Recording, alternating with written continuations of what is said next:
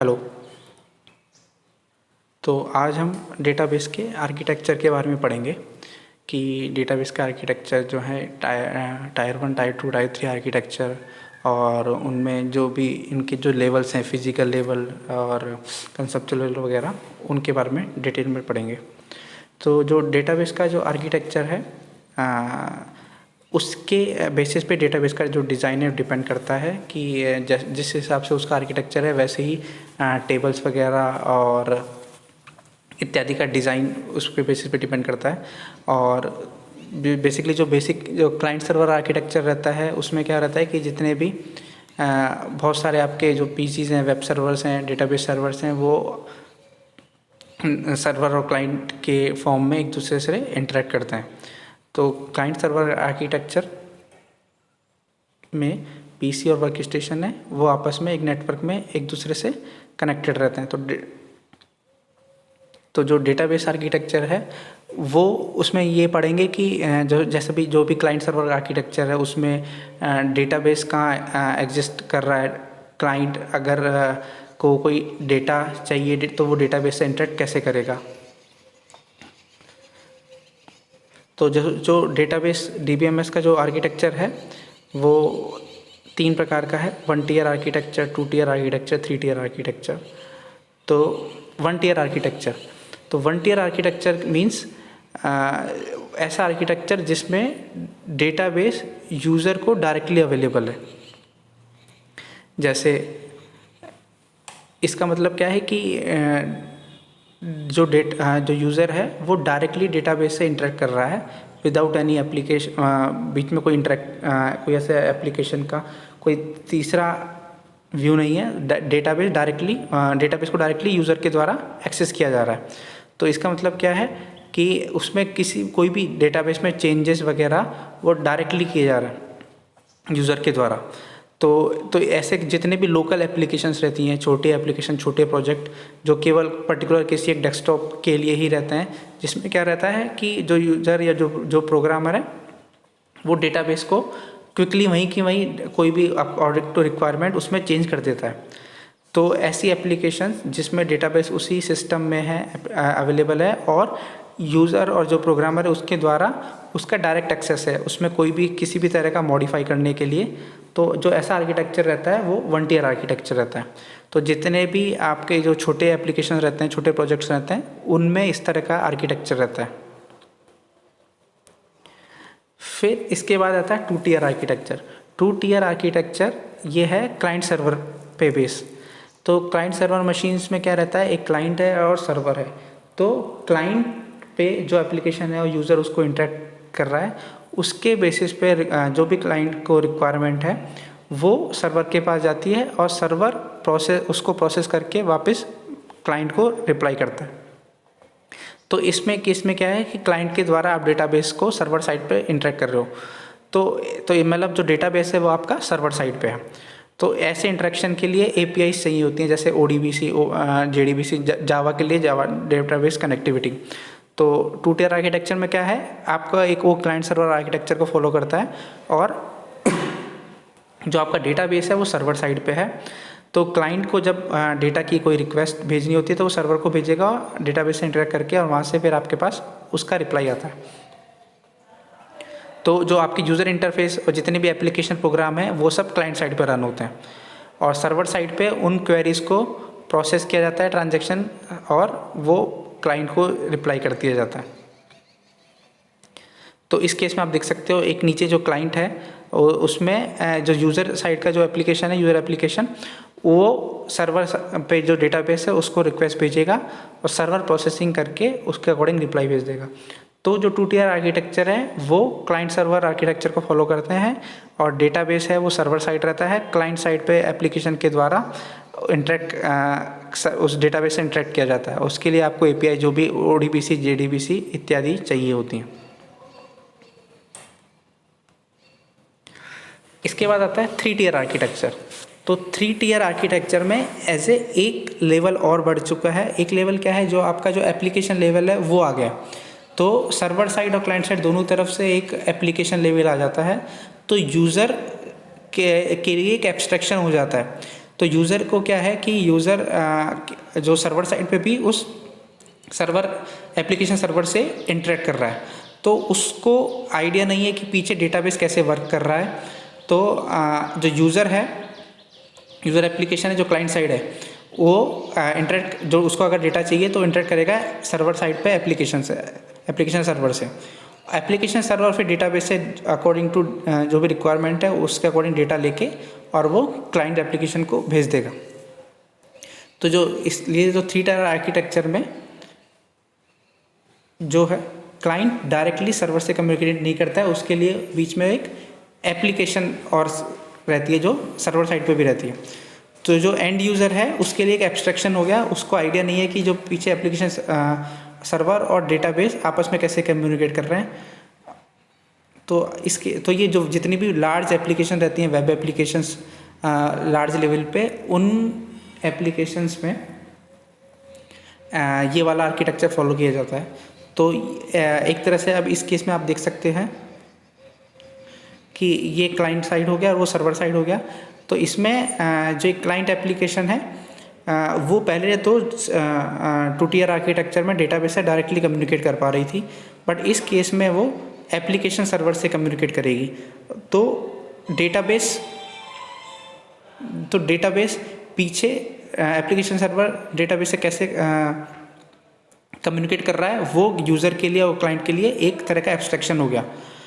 तो इस तरह इस वाले जो आर्किटेक्चर में एक अलग से एक लेयर आ गई है, जो कि बेसिकली क्लाइंट सर्वर आर्किटेक्चर के बीच में एक एप्लीकेशन की लेयर और आप मान सकते हैं कि ये यूज़र और डेटाबेस के बीच में एक आप एप्लीकेशन और ऐड हो गया।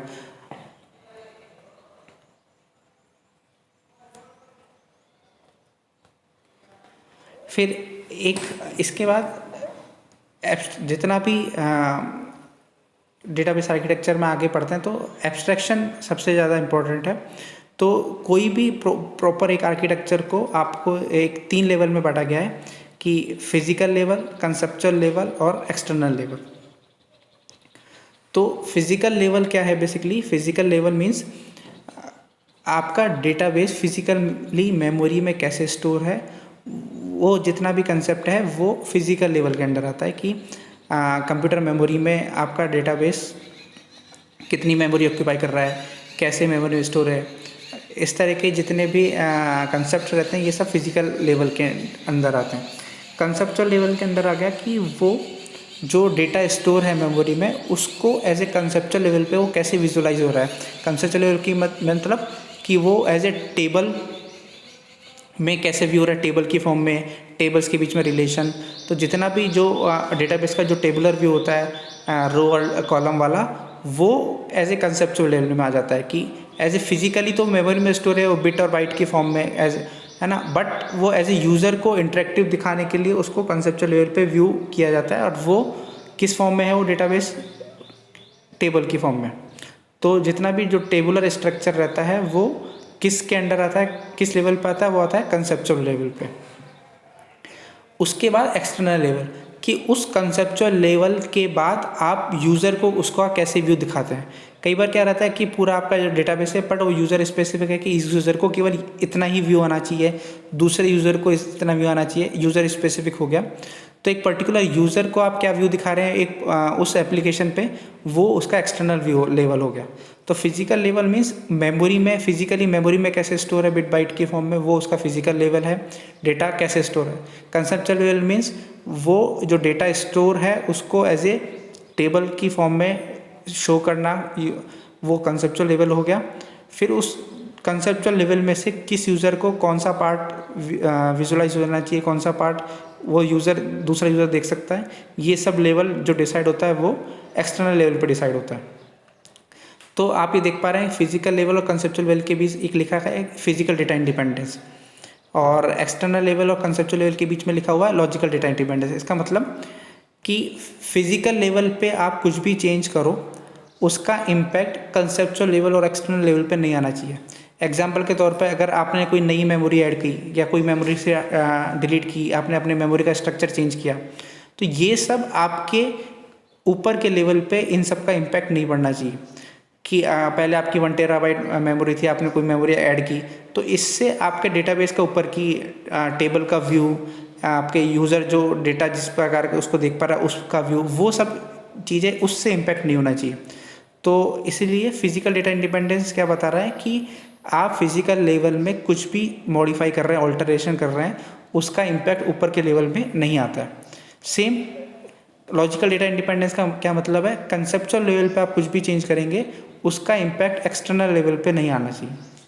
तो ये सब डेटा इंडिपेंडेंस रहते हैं कि नीचे के लेवल पे आप कुछ भी चेंज करो उसका इम्पैक्ट दूसरे लेवल पे नहीं आना चाहिए। इसीलिए इनको लेवल में डिवाइड किया गया है कि हर एक से ये इंडिपेंडेंट रहें, कि किसी एक लेवल में चेंज दूसरे लेवल पे इम्पैक्ट ना करे।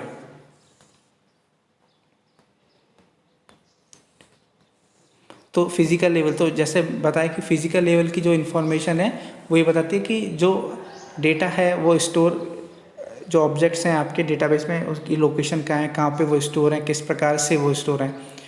तो जो भी आपके डिस्क, टेप, मेमोरी, एडिशनल जो आपके स्टोरेज डिवाइसेस उसमें जो डेटा स्टोर हो रहा है, तो बेसिकली जो मेमोरी का जहाँ पे भी रेफरेंस आ जाता है वो लेवल फिजिकल लेवल आ गया कि डेटा आपका फिजिकली वर्ल्ड में कैसे स्टोर है।